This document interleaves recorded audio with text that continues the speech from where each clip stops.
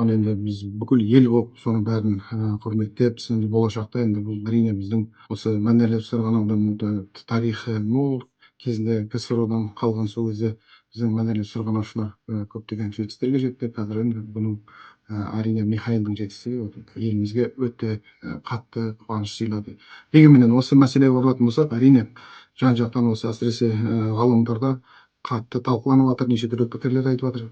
Енді өзім спортшы болғаннан кейін еркін күрестен мен еңбек сіңірген спорт шеберімін. 3 Олимпиада ойындарына қатыстым. Спортта деген тәжірибеміз өте үлкен. Қазір осы атқарып жатқан жұмыс республика спорт колледжді басқарып жатырмыз 2 жыл.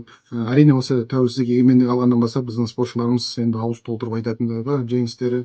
Басында біз жарысқа шыққан кезінде қай елден қай жерден келдіңдер деп танымайтын, шын айтсам. Үлкен жеңістердің арқасында еліміз танымал болды. Спортты бәріміз білеміз, спорт тек қана тәртіптің арқасында. Тәртіп болған жерде нәтиже болады.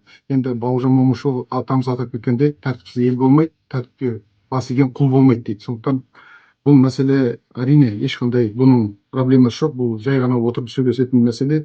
Дегенменен енді спортшыларға енді әрине біздің спортшылар үлкен жеңістер Олимпиада ойындарынан оралған кезде кім сый-сияпат құрметпен қабылдап аламыз. Оларда енді әрине біздің халықтың салығынан төленетін ол.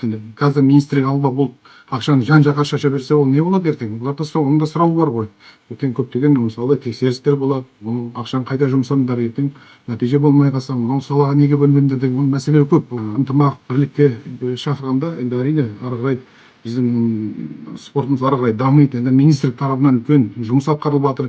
Әрбір министрдің өзінің ерекшелігі бар. Әрбір дәуірдің бір ерекшелігі болады. Сондықтан енді қазір осы Ербол Қуантайұлы Мырзатұрсынов келгелі бері осы спортшыларға үлкен мүмкіндік беріліп жатыр.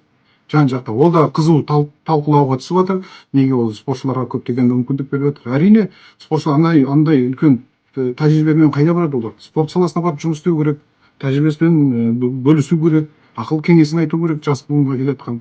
Олар істемейді, кім істейді? Әлде ол спортшылар бар қылмыс тобын толтыру керек па? Қалай сонда? Оқтары жоғары болу керек. Әрине, жаратушыға сыйыну керек, бағыну керек міндетті түрде. Еңбек ету керек, оның бәрін үлкен нәтижеге жету үшін. Сондықтан жақсының жақсының айт, нұры тасысын дейді. Сондықтан айтылатын нәрсені айту керек. Біздің министрімізге қолдау көрсетіп, осының келгелі бері үлкен көптеген өзгерістер болып жатыр, былайша айтқанда спортта. Баршаңызды осы алаңдатпай, осы мәселені дұрыс шешуге барлықтарын шақырамын.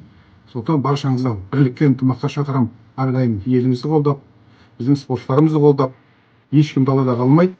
Жақсы жұмыс атқарылады, ары қарай бәрі дұрысталады деп ойлаймын. Сондықтан еліміз аман, жұртымыз тыныш болсын арқасында. Алға Қазақстан!